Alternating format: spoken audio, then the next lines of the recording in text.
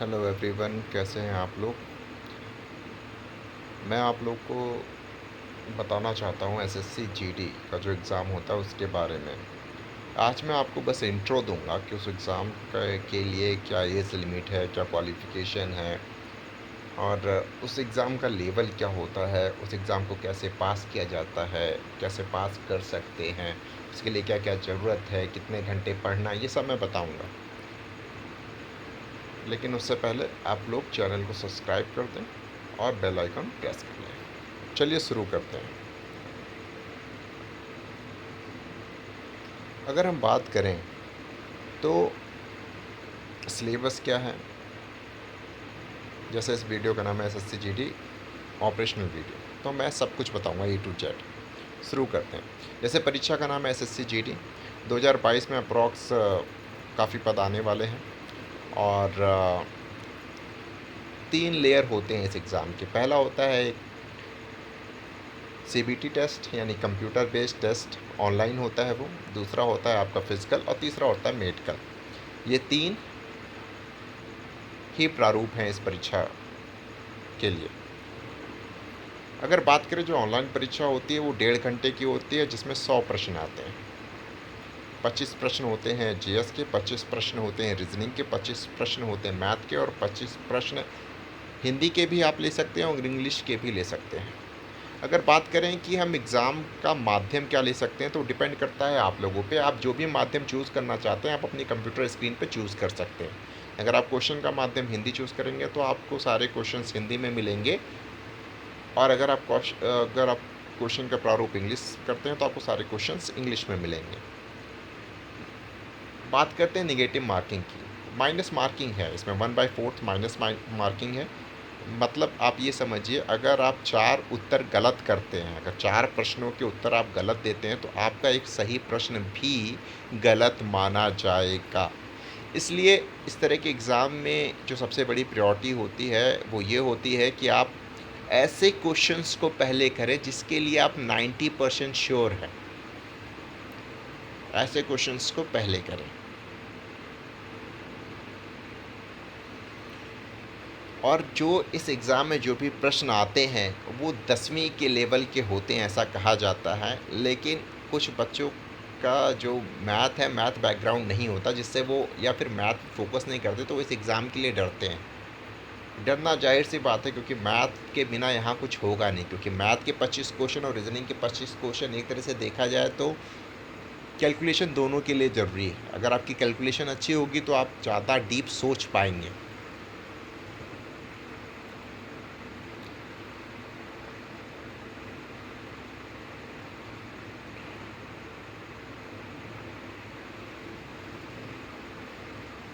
बात करते हैं एसएससी जीडी के सिलेबस की। अगर रीजनिंग के सिलेबस की बात करें हम, तो अंकगणितीय तर्क स्थानिक प्रश्न आते हैं। ये प्रश्न कैसे होते हैं, जैसे सीरीज़ दी होती है। मान लीजिए सीरीज़ है और उसमें एक नंबर मिसिंग है, तो पहले उस सीरीज़ को आप ये देखो कि उस सीरीज़ में क्या पैटर्न बन रहा है। हो सकता है उस सीरीज़ में दो दो जुड़ रहे हों। जैसे मैं एक सीरीज़ देता हूँ 5, 7, 9, और चौथा नंबर क्या होगा। तो चौथा नंबर इस तरह के होते हैं अंगणित बेस्ड। जैसे 5 है, 7 है, 9, यानी दो दो बढ़ रहे हैं तो अगला नंबर 11 होगा, 9 प्लस 2 11। तो इस तरह के प्रश्न आते हैं। दृश्यावलोकन क्या होता है, जैसे कुछ चित्र बेस्ड क्वेश्चन आते हैं। जैसे इसमें अगर मान लो कोई सर्कल है, इसको 4 भाग में काटते हैं, या फिर कोई डिज़ाइन है, तो इसका ये कैसे बनेगा। अगर इसको मान लो फोल्डिंग वाले क्वेश्चंस आते हैं। कोडिंग डिकोडिंग पता है, कैट को मैट कहते हैं और मैट को कैट कहते हैं, तो फिर बैट को क्या कहेंगे। तो इस तरह के कोडिंग वाले क्वेश्चंस आते हैं। मैं आपको बता रहा हूँ कि रीजनिंग के 25 में से आप 20 प्रश्न ईजिली हल कर सकते हैं बिना किसी डाउट्स के। इसमें कुछ क्वेश्चंस आते हैं वो सेटिंग अरेंजमेंट के आते हैं। सेटिंग अरेंजमेंट मतलब बैठक प्रक्रिया, बैठक होता है। बैठक में इसमें एक ही लेवल का पूछा जाता है, एक गोल मेज पे। और इसमें अभी तक मैंने जितने भी प्रश्न देखे हैं इसमें इसने ट्विस्ट नहीं किया है। या तो लोग गोल मेज की तरफ देखते हैं बैठे हुए लोग, या तो गोल मेज के बाहर। इसमें इस तरह का प्रारूप का मुझे एक भी प्रश्न नहीं मिला कि कुछ लोग गोल मेज के पास बैठते हैं गोल मेज की तरफ, और कुछ लोग गोल मेज के बाहर की तरफ मुँह करके बैठते हैं। तो एक तरह से मैं कह सकता हूँ कि ये 10वीं लेवल का है। समानताएँ, मतभेद, समानताएँ क्या होती हैं, इसमें क्या समान है, क्या पैटर्न है, उन सबको ध्यान देना होगा। मतभेद क्या है, इसमें ऑड इवन वाला आता नहीं है, इसमें से कौन-सा अलग है। वैसे अंगणित संख्या, मान लो एक सर्कल है, सर्कल में आपको दिया है 4 पार्ट में बाँट दिया गया है, एक में 2 है, 4 है, 6 है, तो चौथे पार्ट में क्या आएगा? तो इस तरह के प्रश्न श्रृंखला मैंने भी आपको बताया है। और स्थानिक उन्मुखीकरण में क्या होता है, इसमें भी उसी तरह के बेस आते हैं, लेकिन एबीसी यानी अल्फ़ाबेट पे बेस होते हैं ये क्वेश्चंस। भेदभाव, रिश्ते, रिलेशंस वाले आते हैं, चाचा, ताऊ, मामा वाले। और गैर मौखिक प्रश्न ये होते हैं कि जो चित्र के माध्यम से आते हैं, जिसको आप हल कर सकते हैं। बात करते हैं जनरल अवेयरनेस की। जनरल अवेयरनेस मतलब जीके। जीके देखो, जीके किसी भी एग्ज़ाम के लिए एक बड़ा टॉपिक होता है, क्योंकि जीके इतनी जल्दी हम ख़त्म नहीं कर सकते हैं। जीके एक ब्रॉड सिलेबस होता है, लेकिन ऐसा नहीं है। कोई भी एग्ज़ाम वाला जीके का जो सिलेबस होता है, वो जीके के क्वेश्चंस ऐसे डालता है। मान लीजिए इसमें 25 प्रश्न आएंगे जीके के, 25 में से आपके 10 प्रश्न, 25 में से 10 प्रश्न, बहुत बड़ी बात बोल रहा हूँ, 10 प्रश्न आपके प्रीवियस ईयर पेपर्स के, जो भी एसएससी जीडी के पेपर हुए हैं, उसमें से पूछे जाते हैं। ये तरीका है पेपर बनाने का। और दूसरी बात, जैसे जो 5 प्रश्न हैं, 5 से 7 प्रश्न जो है वो मॉडरेट लेवल के होते हैं, लेकिन वो मॉडरेट तो होते हैं, लेकिन वो क्या होते हैं कि वो एसएससी जीडी में नहीं पूछे जाते हैं। मान लो कांस्टेबल में पूछे गए, फॉरेस्ट गार्ड में पूछे गए, इन सब के भी क्वेश्चंस डाल दिए जाते हैं। मतलब रिसेंटली कोई एग्ज़ाम में पूछा गया, वो प्रश्न डाल दिए जाते हैं। तो ये होता है जनरल अवेयरनेस। यानी जनरल अवेयरनेस भी पढ़ने का एक तरीका होता है। अगर सही तरीके से पढ़ें तो इसमें भी हम 15 to 20 के बीच में स्कोर कर सकते हैं, जो कि 25 क्वेश्चन में से एक बेहतरीन अटैम्प्ट माना जाएगा। जैसे इसमें सामान्य जागरूकता यानी जीएस या करंट अफेयर्स बेस्ड होता है, वो तो आप रेगुलर अगर आप न्यूज़पेपर पढ़ेंगे ध्यान से तो वो आपका कवर होता रहेगा। दूसरी बात, भारत और उसके पड़ोसी राज्य, यानी देखो इसमें विश्व के बारे में नहीं पढ़ना है। तीसरा, खेल, खेल के लिए छोटा सा टॉपिक बनाऊंगा, ये सब कवर हो जाएंगे। भारतीय संविधान, भारतीय संविधान पूरा नहीं पढ़ना, भारतीय संविधान में जो मुख्य धाराएं हैं वो पढ़ने हैं। संस्कृति क्या है भारत की, संस्कृति में ये आता है कि ये मॉन्यूमेंट कहाँ है, ये मॉन्यूमेंट कैसे हुआ, अभी कौन सा मॉन्यूमेंट कितने साल का हुआ, किस मॉन्यूमेंट में दरारें आ रही हैं, कौन सा मॉन्यूमेंट किस वजह से ख़राब हो रहा है, इस तरह के प्रश्न आते हैं। मान लीजिए कि कोणार्क का सूर्य मंदिर कहाँ है, सूर्य मंदिर कहाँ है, तो ये सब प्रश्न आते हैं। ये होता है संस्कृति से। भूगोल, भूगोल भी मॉडरेट लेवल का होता है, इतिहास भी मॉडरेट लेवल का होता है। आर्थिक दृश्य क्या होता है, जैसे आरबीआई के बारे में पूछ लेगा, एसबीआई के बारे में पूछ लेगा, मान लेगा एसबीआई कब बना, वो कब स्थापना हुई, ऐसे प्रश्न आ जाते हैं इसके अंतर्गत। सामान्य राजनीति से मतलब क्या होता है, मान लो किसी राज्य का मुख्यमंत्री कौन है, किसी राज्य का राज्यपाल कौन है, इस तरह के प्रश्न इसमें दिए जाते हैं। वैज्ञानिक अनुसंधान, हाँ मतलब इसमें इस तरह के प्रश्न आते हैं कि भाई डीआरडीओ ने रिसेंटली कौन सी मिसाइल बनाई है, अगर ऐसा कुछ टेस्ट करने वाला है डीआरडीओ जो कि एक इतिहास बन चुका हो, तो इस तरह के प्रश्न उठाए जाते हैं।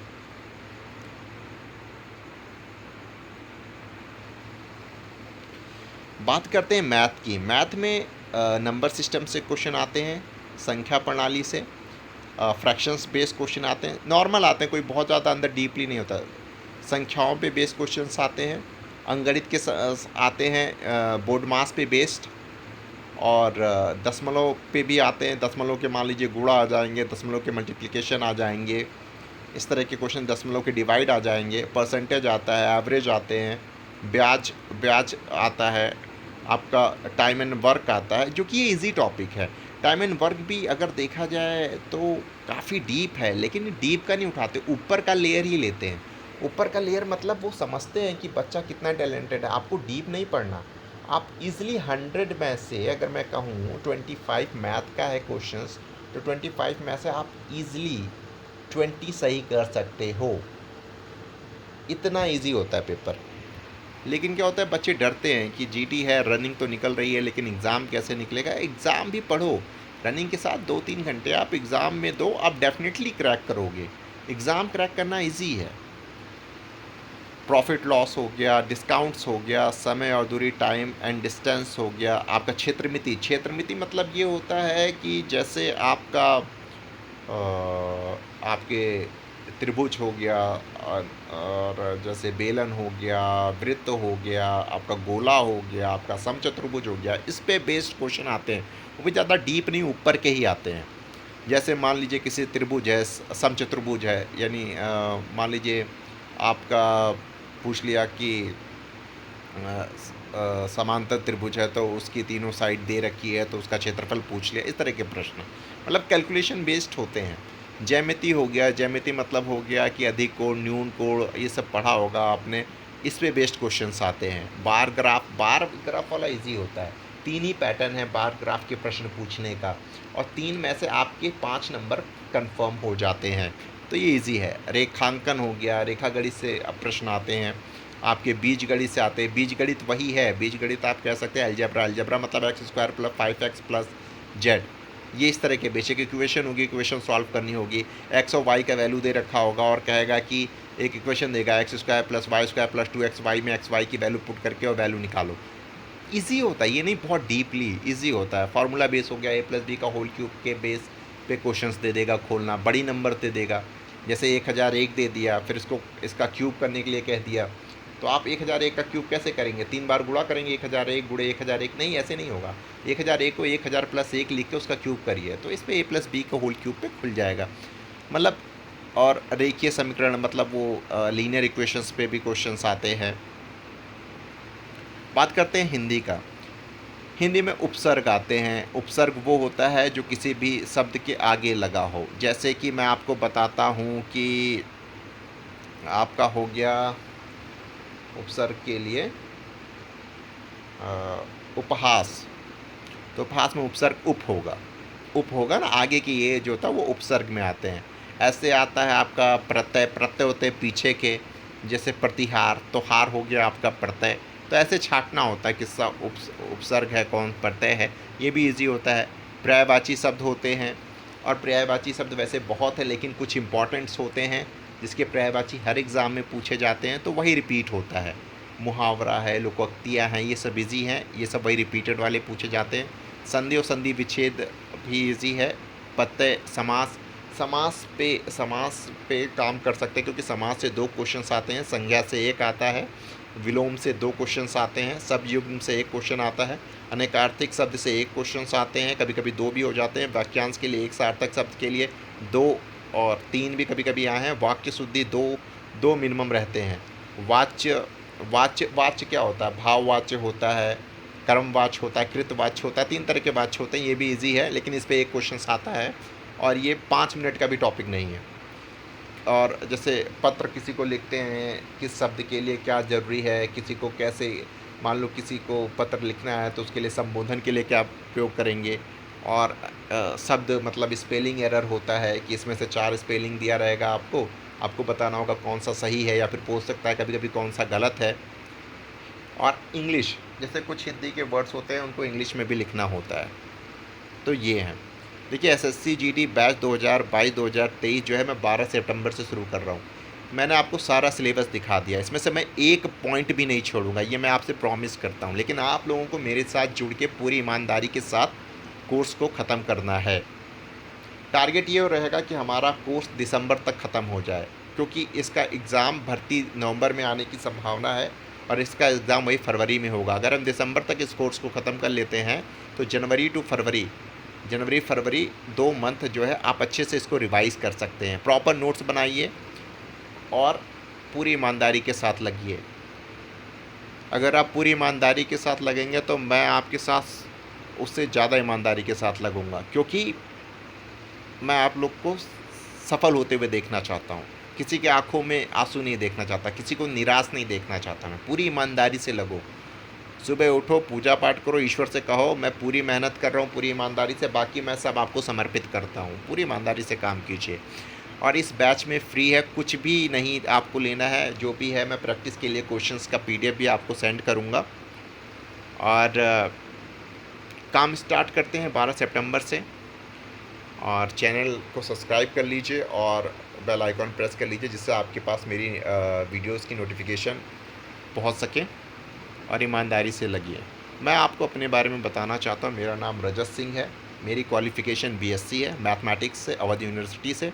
और दूसरी बात मैं कहना चाहूँगा कि मैंने अभी रिसेंटली एसआई एग्ज़ामिनेशन का फाइनल रिज़ल्ट आया है जिसमें मैं पास हूँ। अभी और मैं 2020 एसएससी सीजीएल टायर 3 भी दिया है मैंने, और मैंने पीसीएस 2022 का प्रीलिम्स भी क्लियर किया है। तो ये सारी उपलब्धियां हैं। मतलब मैं ये कह रहा हूँ, मेरा कमाना मकसद नहीं है। मेरा मकसद है दूर दराज के बच्चों को शिक्षा पहुँचाना और बेहतर शिक्षा पहुँचाना, क्योंकि ऐसी शिक्षा पहुँचाओ कि जिससे वो सफल हो सकें जीवन में।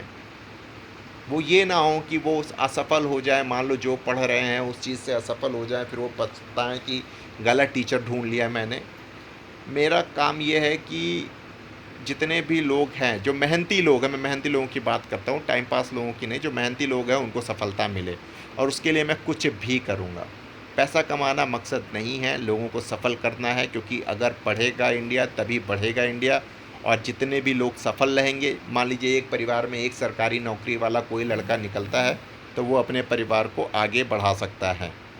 इसी के साथ अंत करता हूँ वीडियो का, क्योंकि वीडियो काफ़ी लंबी हो गई है, लेकिन आप लोग एक एक पॉइंट देखिएगा, क्योंकि इससे आपको मोटिवेशनल मिलेगा और एसएससी जीडी के बारे में A to Z नॉलेज आपको मिल जाएगी। शुभ रात्रि, जय हिंद, जय भारत।